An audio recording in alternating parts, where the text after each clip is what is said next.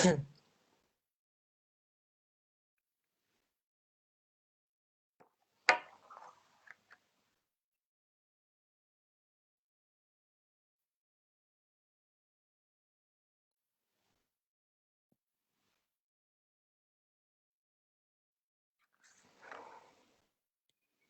everyone. I don't know how many people have joined, but welcome to the live session on passion projects and skill building during the lockdown period and after it. My name is Meher Sindhu Batra, and we'll just wait for a few minutes for everyone to come online.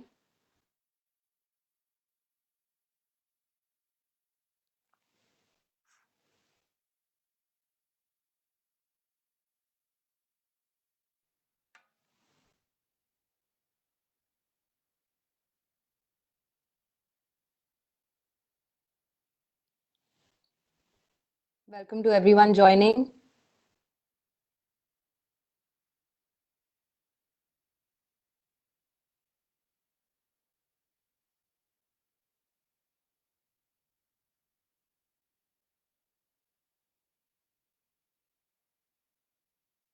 Hi, everyone. Just waiting for a few minutes for everyone to join.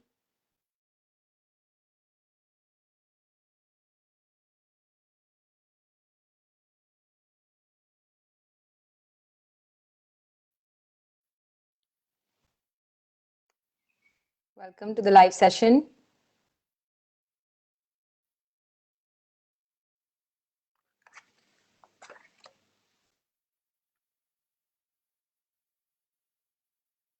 Just waiting for another minute or so before we start.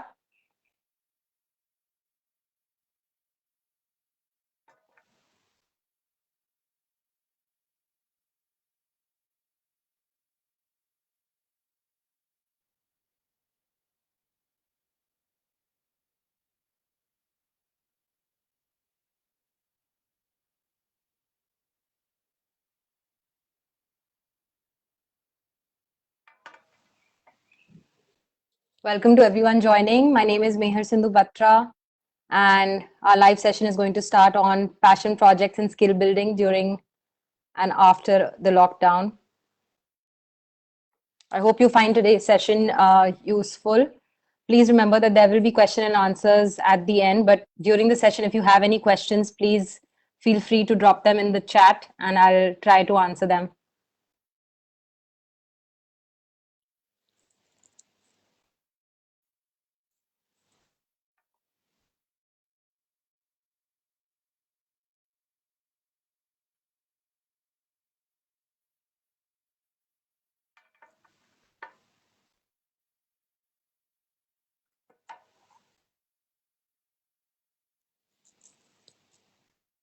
Just another minute and then we start. I hope you all can hear me clearly and see my screen.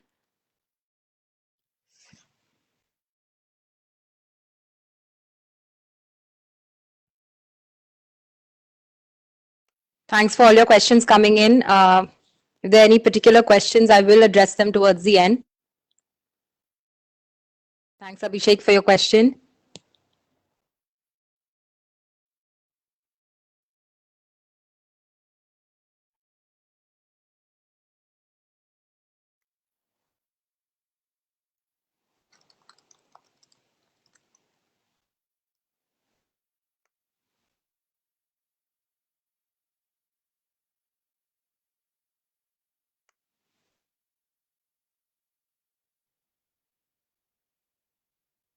Welcome everyone to the session.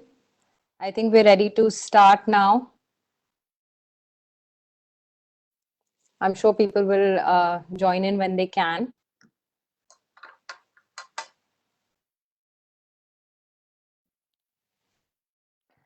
So let's begin. Again, hi everyone. My name is Meher Sindhu Batra and welcome to the joint session between myself and TapChief. And today's topic is passion projects and skill building. A little bit specific during the lockdown, but more, I think whatever I talk about today will sort of be valid for the period after the lockdown also. So when life goes back to normal, I'm hoping you can use the tips that I share with you today. So to begin with, a little brief introduction of who I am. My name is, like I said, Meher Sindhu Batra. I am from New Delhi, India, born and brought up. I'm a chartered accountant by profession. I completed all my exams by the year 2015. And in the year 2016, I moved to London to pursue an MBA from Imperial College London.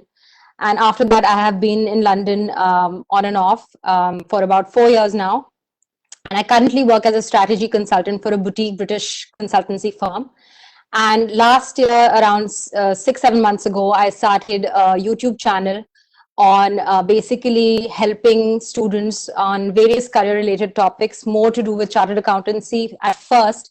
But now I've sort of started going into more general topics such as, how to communicate at work, how to be more confident, how to build your passions, and how to show up and be more visible at work. And while growing up, I always crave for that kind of right guidance, and I always crave for that mentorship and that kind of support from people who were just a few years more experienced than I was. There are always parents and family who give that kind of support, but the kind of support that you get from someone who has been there and done that just a few years before you, that was missing, I felt. And I dealt with a lot of failure, a lot of self-doubt, a lot of low confidence. And at that time, I knew that these were all these things that I dealt with by myself. And when I had some spare time in the last 7-8 months ago, I thought that I want to give that kind of guidance to the students around me. And that's why I started this whole YouTube and Instagram journey. And it has managed to kick off pretty well. I am interacting directly with students nonstop, and this sort of side hustle of mine has become such a big passion for me. I literally come back from work very excited. These days I'm trying to balance both at home. And I think the community has become so big. We're already almost around 5,000 students, and it's growing very fast, and I'm connecting with more students one-on-one. So what I'm trying to say is my little baby passion project has becoming a bigger thing. So if I can do it, everyone else around us, everyone can do it. So don't think that your dreams are too big, too small. They can be big. Everything can become bigger than you can imagine. So start. So right now is the right time to start. And everybody talks about this phrase, follow your passion. Everybody says, do what your heart desires, do what makes you happy. But what exactly is a passion? So it can be different things for different people. It can be more than one thing for different people. So I feel a passion is something, that one true desire that makes you want to do more and more of it and just not stop. It is something that's not forced. It is something that will cheer you up after a bad day, and time will just fly by when you're doing it. You'll just feel it from within.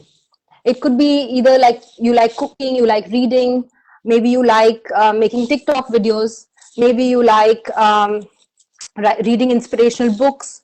Anything that truly makes you, truly sparks joy in you, and around you, it brings a smile on your face, that is your passion. And sometimes we don't recognize our passions until that time comes, when the time is right, when there is a sign that comes to you and you do recognize that. For example, for me, I always liked interacting with students who were younger to me. I always liked looking at their CVs, guiding them on how they can do an MBA or they can do chartered accountancy. I always had that connection with other humans. So I think try and really self-reflect on what you like to do, and you'll really feel it. And it can be more than one thing, or it can be a combination of many things. So really figure out what you want to do, and you can do this by taking a skills assessment test online, or talking to your friends, making a list of your hobbies, talking to your family. Just try and do little things. And the secret to getting ahead is getting started. This is a very, very famous quote, and that's what my number one tip for you would be. I think if you talk to any person who's successful today, or anyone who did something out of the ordinary, or did something that they weren't supposed to do at first, they will always say that I wish I had started sooner. I wish I had not wasted so much time, caring about what people think, or caring about what is right and what is wrong. I certainly feel I wish I had started my whole YouTube and career coaching journey a little bit sooner than when I did. And we spend most of our lives working. We spend most of our lives trying to earn an income. So why not do things that we enjoy? So I think the number one tip for me, for to anyone who is trying to do something that is their hobby, is to start sooner rather than later. Do more of what makes you happy. We have one life. We need to make the most of it. And the second tip is sort of feeds off from the first tip, which is start small and go slow. You don't have to, compare your life to someone who is already successful in the field that you want to get into. You are starting today. You need to remember to start small. Sudden leaps versus slow and steady approach. There's no such thing as overnight success. When I started, I had 0 subscribers on my YouTube page. But slowly and steadily, you can make mistakes, you can learn from your mistakes and grow with practice, with patience. And while you're smaller, while you're learning, you can grow your confidence and become a more bright and more vibrant person, because you would have already made those mistakes when you were smaller. For example, if you like cooking, you should start by just cooking for your family and for your loved ones, and then later, experiment with more recipes, look at more YouTube videos, and then maybe try different types of cuisines, make other people try your food. So just take baby steps, appreciate the journey you're on, don't be in a rush, take one step at a time. And in the beginning, I think consistency is better than quality. The more you try, the more you practice, the more better you will become at it. Even if it's like learning a new language, right? You don't learn a new language in one day. You have to keep practicing, you have to keep trying, you have to keep going. And then the third tip, oh my God, this is the topic that I can talk about, I think, separately for 1 hour, because I have really dealt with this on my own, and I still struggle with it many times. I think the most important thing for us is not to worry about what people think, because people are going to judge us no matter what. If we don't do something, people will judge us. If we do something out of the ordinary, out of the box, people will still judge us. So I think there is a whole new world outside of this judgment. Once you stop caring about what people think, the kind of things you can achieve are just unimaginable. And I am speaking about this from experience. I was shy to talk about what I started on YouTube or Instagram with my friends, with my closest friends, with my closest family members. I did not want to share anything with them. They didn't know about it for the first 3 or 4 months. And then when I actually spoke about it and I started talking about it with more confidence, that it became such an happy feeling for me. Like they could see that I was genuinely happy doing what I was doing. So I think once you block out that inner voice within you that's telling you to stop or telling you to care about what others are thinking, everything becomes more fun, more achievable, and you really enjoy what you're doing. And my another tip is, like, don't worry about the money aspect of things right when you're starting. Like if you're starting a hobby with the thought of making money out of it, which is fine, I think just in the beginning, don't think of it being something that will get you a lot of money in the beginning, at least, because that's what your profession is for, right? We're talking about passion here. Sometimes your profession and your passion is not the same, and your profession is getting you that income, getting you that money. Or maybe if you're a student, then you are on a certain track, let's say to become a lawyer, a chartered accountant, a doctor, but there is that passion that is bringing you that joy. So don't put so much pressure on your passion to generate an income for you, at least not in the beginning. Because if you're in a profession that's bringing you a lot of money but is not making you happy, what is the point of living that kind of life, right? So think of your profession to be separate from what your passion is, in case they don't overlap. Of course, there are ways to make them overlap and build a profession around your passions, but I think we're talking about hobbies and passions right now, so I'll try and keep it separate. And then the next tip, I think this is very important when we talk about the lockdown period right now. Don't try and control things you can't control, that are out of everyone's reach, out of everyone's understanding. We are all going through the same thing. There is a lot of uncertainty, but you have to remember everyone is just as anxious about jobs, about education, about starting a new chapter in their lives, about cutting costs and expenses. I think you have to remember that you are on the same boat, and it's not something that is exclusively happening to you. Try and connect with people who are in a similar situation, and be grateful for the small things that you have in your life, right? Like It could just be the health of your family, your loved ones, or it could be that you have a roof over your head.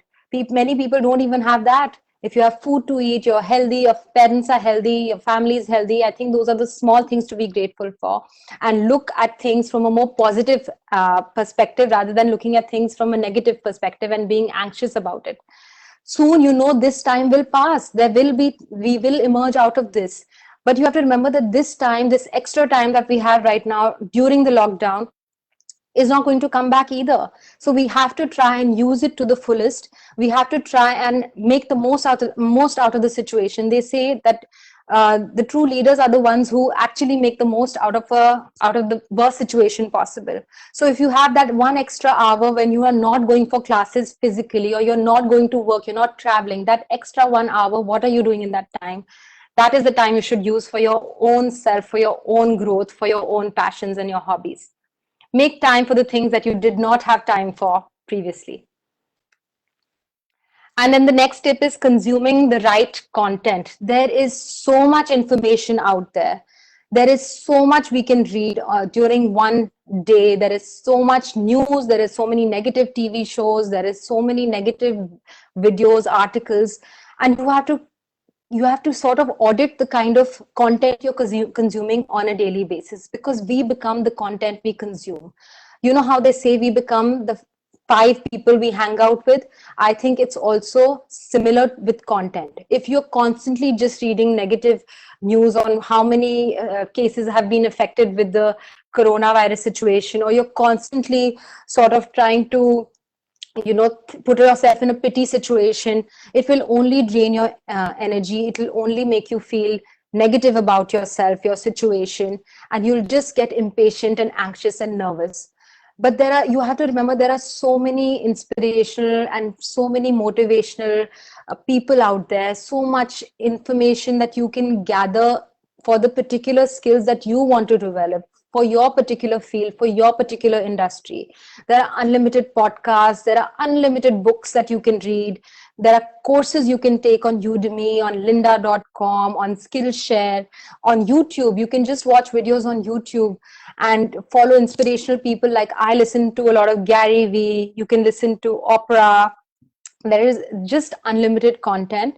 And I think you can try and develop a list of the things that you are interested in, and then try and reaching out to those particular kind of inspirational people, or those kind of courses. So for example, if you want to build your skills on, let's say, Microsoft Excel, there are so many courses on Udemy that are just about that topic. Or if you want to start learning a new language, let's say you want to learn Spanish, you can download the app Duolingo and learn a new language on that. So I think it's all about what we do with the extra time that we have, and what kind of content we surround ourselves in. I think if there's anything too negative that you're following, the best is to block out any kind of negative energy around you, especially in this kind of lockdown situation. I don't go out and seek news until the news comes to me. I'm not reading constantly about what's going on around this virus, only because I know that it will lead me to feeling low, and me feeling away from my family, because I live in London and my family is back in India. So I think we have to constantly try and analyze what we're consuming. And also, like I said, you can build these skills, and there are so many things you can do on the side. Like, for example, take up freelancing, and TapChief is a great forum to do that. You can build skills and exhibit your skills to someone who's looking for those type of skills. Maybe it could be web designing, it could be coding. Anything that you think is your strength is probably something other people are looking for. So those are my 6 tips. And I think if we don't have any questions right now, I'm going to move on, because I think the tips that I've talked about are really not just about the lockdown period. They're also about things you should do on a general, in your day-to-day life. And once things do go back to normal, and which they will, we know they will go back to normal in phases, or maybe all at once. We don't know. Nobody knows that. I'm just going to share a few things that you can do once things do go back to normal. So the first thing is finding the time for your passion. So let's say you've really built this one skill or this one passion during this pandemic, during this whole lockdown situation. What can you do later once life goes back to normal to find time for those skills? I think whatever you're doing, whether you're studying for a degree or you have a full-time job, focus on whatever you're doing first. So for example, like if I go to work, I have a normal consulting job. I work 9 to 5 on my profession, and 5 to 9 I keep for my passion. So that is my time. I research, I read, I write scripts for my videos, I connect with students on a one-on-one basis, and 5 to 9 is that period. So try and remember it like this: 9 to 5 and 5 to 9. Be efficient, manage and protect your time. If you have certain goals for your passion and for your profession, try not to make any more, commitments during that time. If you have that 5 to 9 allocated for your passion, try to make a schedule and stick to it, and don't let any abrupt circumstances, disturb your schedule. And another thing that I do is use the Pomodoro technique for productivity. The Pomodoro technique talks about how you can be more productive in short chunks of time. So those short chunks of time for me are like 25-minute windows. So you study or you research or you work for 25 minutes, and then you take a break for 5 to 10 minutes, and then you get back for another 25 minutes. This way you keep your interest going, you take regular breaks, and in those breaks you can just get up, go for a walk, grab something to eat, or talk to your loved ones. The Pomodoro technique, I really vouch for it. I think if you're studying or working on something that is very, very, takes up a lot of brain power, the Pomodoro techniques works really well. And then the next thing is create a system that works specifically to you. Everybody has a different way of working. Some people like to wake up at 5 in the morning and work on their side hustle, on their passion, on their hobbies. Some people like to stay up late and then work on their passion project. You have to figure out what works for you. There is no right or wrong for anyone. For me, if it's 5 to 9 during some days, sometimes it can be 9 to 12 when I don't have time in the evenings. So figure out what works, try different permutations and combinations, and figure out that one schedule that leads to maximum productivity for you, and be hyper focused in that period. And of course, there are a lot of times in between. Like we have to maximize our in between times. Right now, we are saving up on time. We're not commuting, we're not going anywhere, we're not traveling for work, we're not traveling for classes. But later, when things go back to normal, we'll still have a lot of time that goes on the streets or on the road or in public transport. We have to make most of that time. So maybe if you're a writer, you can listen to other people's audiobooks, or watch videos during your commuting time, or make notes, just think about things that you can write a blog post or an article on. Carry a notebook or use your phone to make notes. I do a lot of this. I listen to a lot of podcasts when I'm traveling. And when I come up with a new idea, it could be during work or before and after work, I try and quickly type out that idea so that I don't lose it on my phone or on my notebook, so that I can get back to it once I'm done with my normal 9 to 5 job. So these are some tricks that you can remember once things do go back to normal. And the next is very important because it's all to do with setting goals. And I think when we have a passion or a hobby, we very easily forget to set goals for that hobby or that passion. And that's very important. I think if you're setting goals for your profession, if you're setting goals for your work or your education, then why are you not setting goals for your hobbies? If you have a certain vision for your hobby, like let's say if you want to get into gardening, and if you want to plant new seeds, you have to have certain type of weekly, monthly and yearly goals. What is the kind of what you want to see at the end of the year? And that is very important, because then you don't lose sight, you don't lose motivation from continuing your hobby or your interest or your passion. And I think that's also very important when you have an accountability buddy. You have someone at work or in school or your college that you are accountable to. Those could be teachers, your parents. But when it comes to hobbies or passions, why don't we have that one person who we can talk to about our hobbies and passions with like no kind of barriers, that person who truly understands us and our true interests. So for example, it's my husband. I tell him what kind of videos I'm working on, what is my next interest, what is the next kind of product to work I want to work on, or what kind of topics I want to connect with my students on. So I think you need to have that one friend, that one parent, or that one colleague who understands how much this passion or this hobby really means to you, and really self-reflect on, work on those goals and communicate your goals to this one person. And once you do communicate those goals, you become sort of accountable to that person and yourself. There is a study that was conducted, and it said that once we communicate our goals and visions to other people, we become more motivated and inspired to work towards those goals. So just like the last line is all about that. If you're accountable to your boss for your profession, who are you accountable for your passion? If you keep it just all within, sometimes that motivation and that fire will die out. And that will only come if you have someone who is on that journey with you. And this sort of continues from this previous point, which is collaborating with others.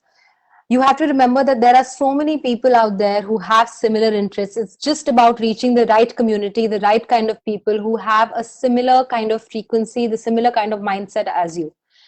And if you collaborate with others, that means you come together and build something together, support others and gain support from them. These group of people, this whole this person or this crew of people becomes your support crew. You can learn from each other. You can ask them for help. You can join a class together. Maybe you want to take up painting, a dance class. You can do things you'll be more inspired and motivated to do when you're doing with other people. Meet and talk to people who have similar interests as you. Maybe they'll introduce you to an idea that you had never thought of. And maybe you both will bring your sides to this particular kind of passion and create something new altogether. For example, I have really been collaborating with a lot of other women who are trying to reach more students and more individuals and create an impact on them. And this month of April, I have conducted 5 to 6 workshops on just connecting with people from my audience and their audience and bringing the best of both worlds to this community. And there are unimaginable things that one can do once we do reach out and collaborate with people who are from a similar or just a little bit different genre. And the final tip that I want to give you is to get enough rest. I think this is very, very understated because everybody's talking about, being productive, writing, cooking, learning new things, taking out time to do more and more. But we do forget to really take care of ourselves. And I have literally suffered from this myself. In the past month, I really overdid, and I uploaded 4 videos in a month, and I never used to do more than 1 video previously with regular full-time work.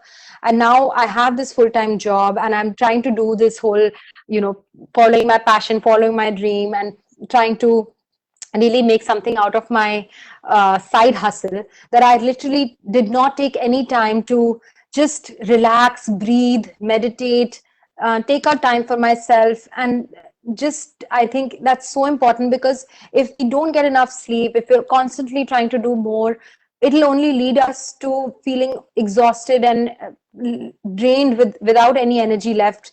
And that's not going to lead to anything fruitful. And that is my number one. I think this is the most important tip, and that's why I've kept it right till the end. Because I think with us trying to do everything, it's very important to create a balance and get enough rest. This is especially one has to keep in mind when things go back to normal, because it's you'll really miss having this extra time, and it'll just get very overwhelming at the beginning. So it's important to try and get back to normal at a slow pace, and also keep your passions at heart. Don't forget about them when things do go back to normal. So those were all the slides that I had. Are there any questions? I think we can take questions now.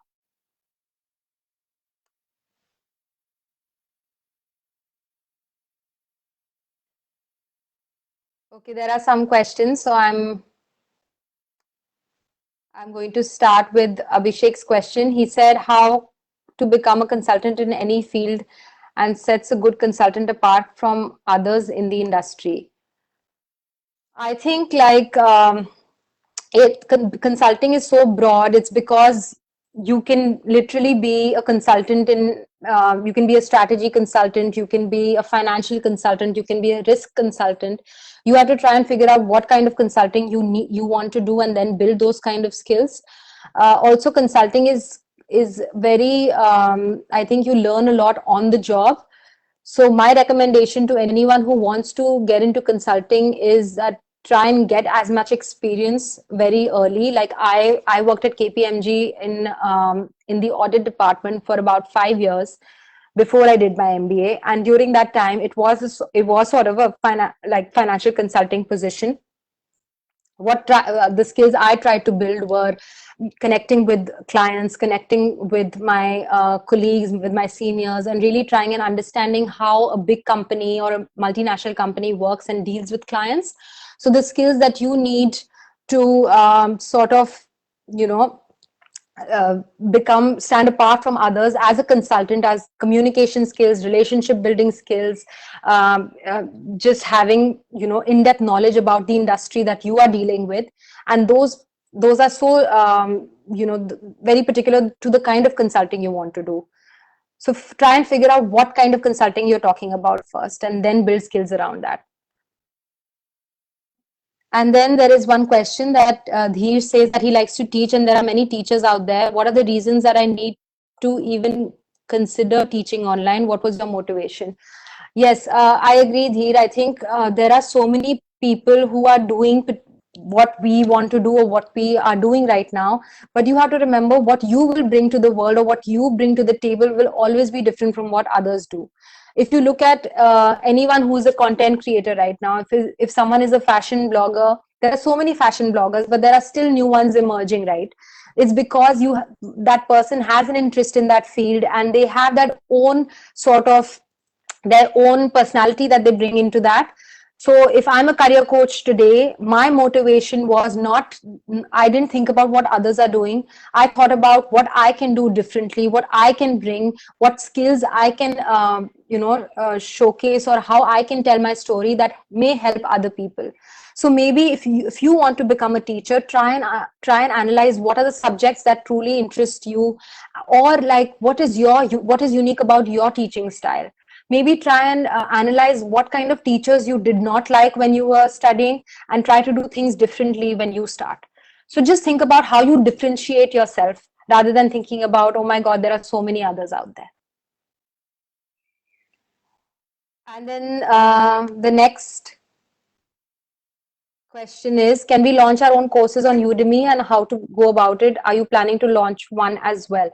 I think there are a lot of courses on Udemy, Skillshare, and many other such platforms where you can launch your own courses. I think it's very easy to understand once you go on their website. I am planning to launch a course very soon, but I'm still sort of developing what I can actually add value, which would add value to other people's lives. So I'm still working on it.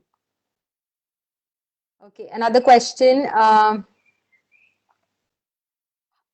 I know, yeah, goal setting sounds good in theory, but can you help on guiding how to stick to them and not getting distracted? I think you're right. Goal setting it is all. It seems like a very easy thing to do, but it's really not. I think you have to try and, what I suggest, what I do is, goal setting is important because I write them down and I keep reflecting on them every day, if not every other day, at least once a week. So what I do is write down the most important goal for me for that period, for that week or month, and I write it down on a post-it note and I keep it right in front of me. And that way, when I look at that every day, it sort of inspires me from within to reach for that goal. You have to, it's all an inner feeling, once you look at your goals every day and you tell yourself that you do need to work towards them, the distraction sort of dies out. And like I said, follow the Pomodoro technique and follow your passions or your hobbies or whatever you're working towards in short chunks of time, in short periods of time. Take regular breaks and then get back to it. You have to keep going. There's no other way to, it's all like, it's all an inner feeling that comes. It's inner motivation, and there will be times when you are distracted, but you have to understand, if you're feeling distracted, take a break and then get back to it after a short while. And the next question is, do you think that there is an age factor restriction to your passion? I don't think there's an age factor, anything. I don't think age has anything to do with your passion. Sometimes, if you start something late, if you think you're starting something late, it may not be the case for many other people. Like, if I'm starting something at today when I think I should have started, let's say 5 years ago, you have to try and understand the experience and the knowledge that I've gained in 5 years. I think that will be able to, that experience and that knowledge that I've gained will come out better now after 5 years, right? So if you are older and if you want to follow a passion, don't think of age as a restriction. You have to remember that you have something unique that other people don't have. You have the experience, you have literally the practical knowledge of whatever you've done in your life that you can showcase and help others or help yourself. So I think if there's anything to do with passion, it is better late than never. So don't let age be a restriction for you. The next question from Naveen. I'm taking up copywriting right now, always wanting to learn, so I'm starting now. That's really good, Naveen. I think, like I said, it's better to start now. We do have extra time, and why not develop the things we've always wanted to do? So it's great that you're starting. The next question is from Dheer. What can I do right now as a 20-year-old in order to build a profile for an MBA? Dheer, I was also 20 years old when I decided that I wanted to do an MBA. What I did was I went to the websites of the universities that I wanted to apply to, what were my dream schools, and I made a list of the things that I would need. I looked at the class profiles. I looked at LinkedIn profiles of similar students who had graduated from those schools, and I tried to analyze what made them stand apart. So I would just say, make a list of the things and try and build those skills, and that list will help you make goals for that particular university or that particular degree. So for example, for an MBA, you need a GMAT, you need a TOEFL, you need recommendations, you need extracurricular activities. So as a 20-year-old, if you're studying or working, I think you can start building on your extracurricular activities. You can start maybe looking into what kind of companies you should work at, or what kind of extra things you can do to make your CV or your application stand apart. And you do have a lot of years. I think 20 is very young. The ideal age to do an MBA should be around 25, 26. So try and build on get real life practical experience and use that in your MBA applications. And then the next question, how relevant is Excel, Power Query, Power BI, Power Pivot in your space? We do use a lot of Power BI and Excel. I think it is vital in any kind of consulting. I don't directly work in a lot of financial projections or financial consulting. What we do is more of coming up with strategies or brand strategies and implementing those strategies for organizations, and that's not directly related to any financial projections. But yes, I think in consulting, if you're doing any particular kind of financial or risk or even strategy consulting, it is relevant. It is relevant. All these platforms that you've sent are relevant. The next question is, did 3 years of articleship count as WorkX? Komal, articleship starts to be counted as WorkX once you have completed your 3 years of graduation. So I started my articleship at the age of 20, but it was counted as WorkX once I cleared my graduation at 21. So 2 years of articleship were counted as work X, but the first year is not counted because you're not a graduate, so you're not really allowed to be working, right? So after that, it is counted as work X. So I would really recommend having an undergraduate degree if you are pursuing any kind of professional course, whether it's chartered accountancy, company secretary, or anything else. Okay. Next question is, a passion may not make sense as a career in the long run. How do I deal with motivation dips? Yes, I agree. Sometimes the passion may not, it does not have to, you don't have to make a career out of it. And which is the beauty of having a passion, right? If you don't have that pressure of making a career out of your passion, it can just be something you go to when you want to feel happy. So a passion is not something that needs motivation. A passion is something that, for which there is motivation that comes from within. It'll come. If it's not coming from within, then probably it's not a passion, and it's something that you're putting a lot of pressure on yourself to pursue. So I think a passion will never need a motivation. So don't put too much pressure on your passion that you would want to convert it into a career at one time. And you never know, it may become a career at one point, but don't put that pressure right at the beginning. Okay, Pravek is saying, could you recommend some books on similar topics which we could read on during the pandemic?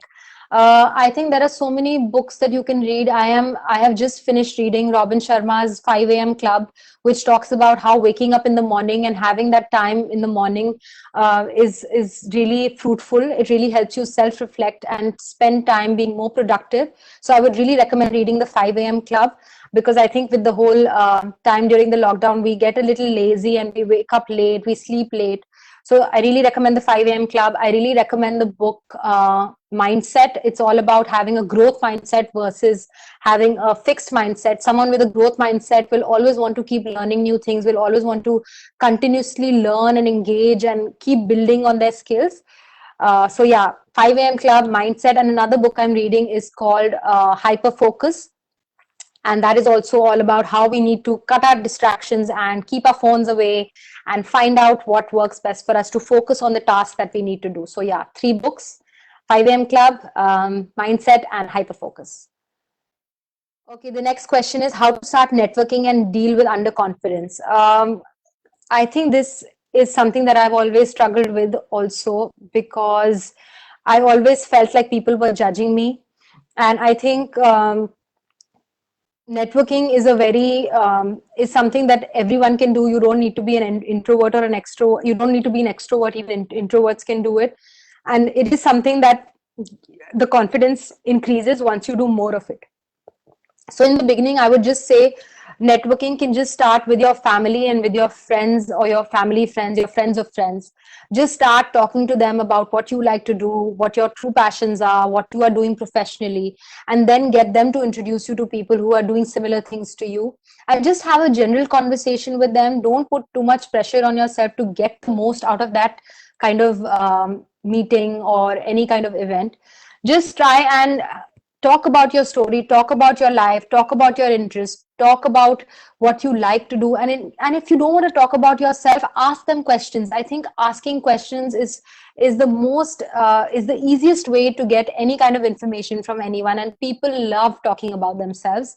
So if you ask people about their successes, if you ask people about their whole general journey and what has made them reach where they are, they would love to talk about it. And you can always learn from each experience and each conversation. So networking can just start small, and you build the confidence as you go along by asking questions. And the next question is, how do you read so many books? I think I have a few tricks on how I do that. I read multiple books at a time. I read 2 books at a time because I also get distracted and I can't read the same thing again and again. So for example, I was reading the 5 a.m. Club and Mindset together at the same time. So when I got bored of one book, I would pick up the other book.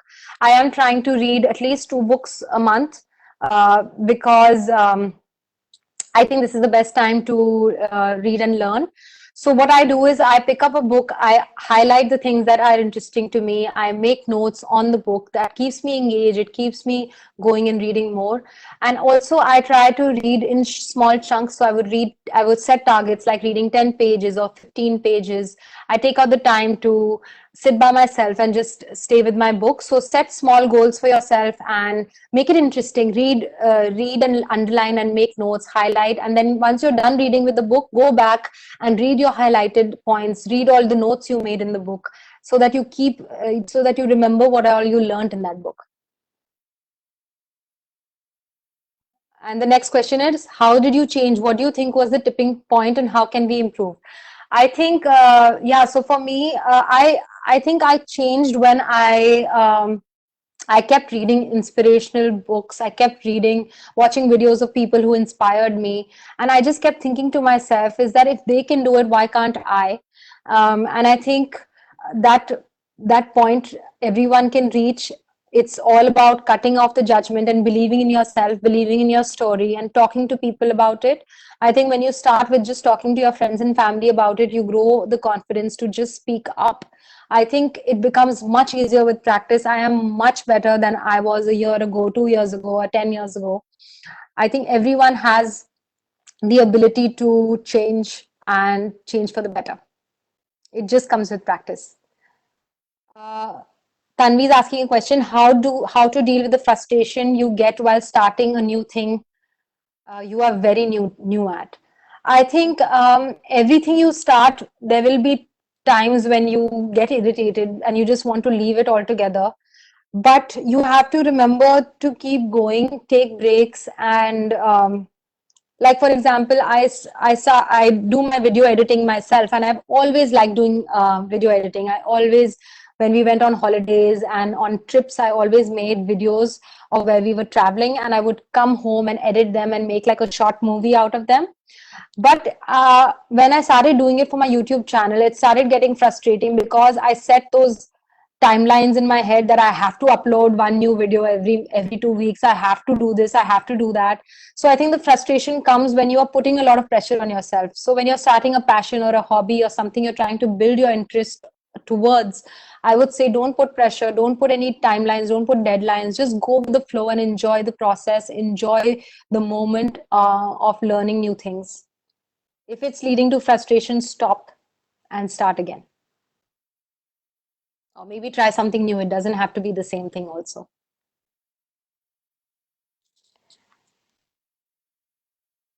The next question is, what motivates you the most? I think there are so many things that motivate me, but when I'm feeling very low, I think I take a few hours to myself, or maybe sometimes a day or two, and just let everything go.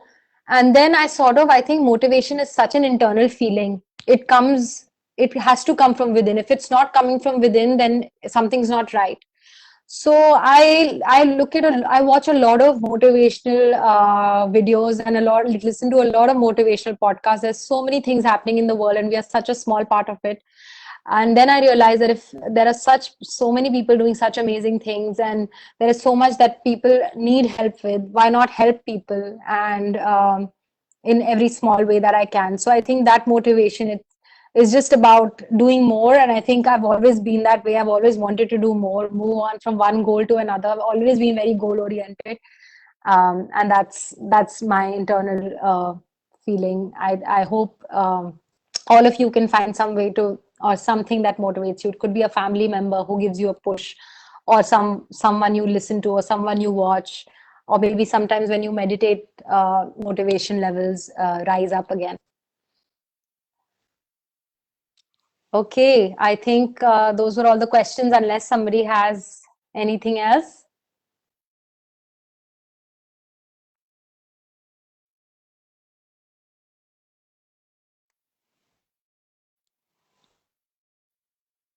Great.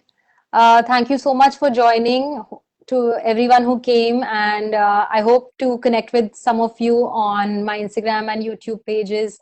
I'm on MSB Vision and Meher Sindhu Batra. I hope this was useful. Please reach out to me if you have any more questions, or if you have any feedback. I'm always looking for feedback. So thank you everyone for joining.